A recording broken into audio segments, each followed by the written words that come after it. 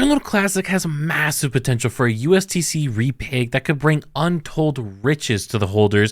However, there's a lot of details that we need to discuss as to why this could be so difficult to accomplish in a safe way. Now, I say accomplished in a safe way because there's a lot of different ways you could theoretically repeg or have a peg for a stable coin. Now, one of the ways to hold a peg is doing a algorithmic stablecoin. That's kind of what created the big problem, though, when we look back in the past to the great collapse of our ecosystem.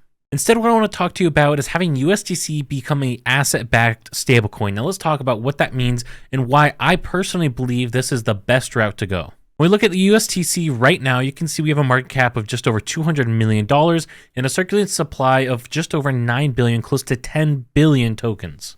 Now, if we end up repegging this to $1 just in really simple terms, and we didn't decrease the circulating supply at all, you'd be looking at $9.8 billion for a total market cap. I'm going to show you guys a spreadsheet that I put together, but before we do that, we need to dive into why an asset-backed stablecoin is so important. To understand this, we have to ask ourselves, why is this $1 actually worth $1 or $1 worth of value? When we look at stablecoins in general, we can see a lot of them have a $1 value because they are asset-backed stablecoins. The reason for that is quite simple, is that they're able to hold a peg because in theory, you can redeem that stablecoin for $1 worth of value.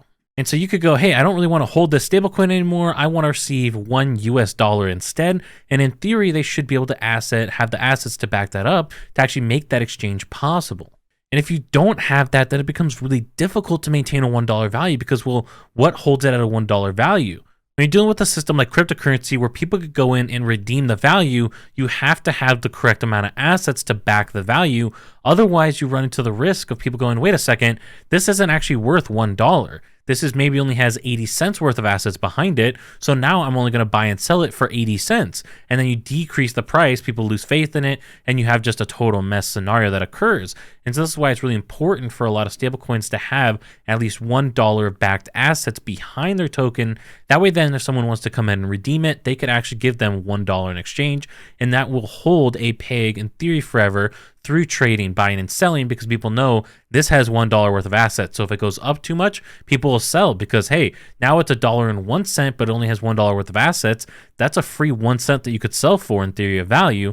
Or the vice versa is true. Hey, this is worth less right now than what it should be because the assets are worth more. I'll buy it and now I make 1 cent. Okay, let's dive into the spreadsheet I made. So currently we have 9.8 billion tokens in supply. So if we wanted to peg to a price of 1 cent, we would need to have $98 million of assets, which would put us at a $98 million market cap. Now, assuming that the supply does not decrease over time, if we wanted to go to a 2 cent price, we would now need to suddenly have $196 million of assets to back the stablecoin, as well as have $196 million market cap. At 5 cents, it then goes up to almost $500 million. At 10 cents, you're close to $1 billion. And then it just keeps going up from there. When you're at 50 cents, you need close to $5 billion of assets or $5 billion market cap to back up the stable token. And this continues all the way up to that $1 stable price, where then you would need $9.8 billion of assets to support this balance. And so while this is basically the most secure way to have a stablecoin, the problem becomes obviously, where are you going to get $9.8 billion? And this is where we need to think of solutions such as potentially trying to go in and let's say that we could create revenue opportunities where every single time that you trade USDC, let's say that there's a 0.1% fee. That 0.1% fee goes into a treasury balance that is the backed value for the stablecoin.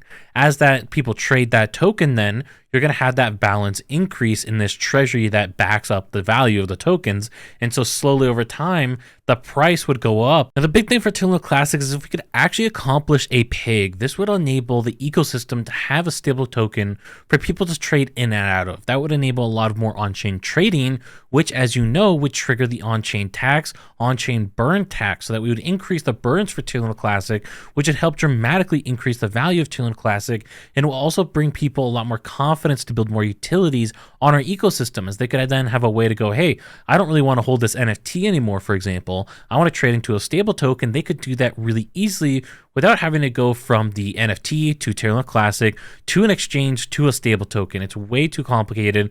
They could just instead go NFT straight into a stable token, and that would provide a lot of value to the ecosystem and bring a lot of investor confidence and a lot of future members of our Terra Luna Classic community. If you want to learn more about the opportunities to grow our Terra Luna Classic community, check out this video up here, and I'll catch you all in the next one.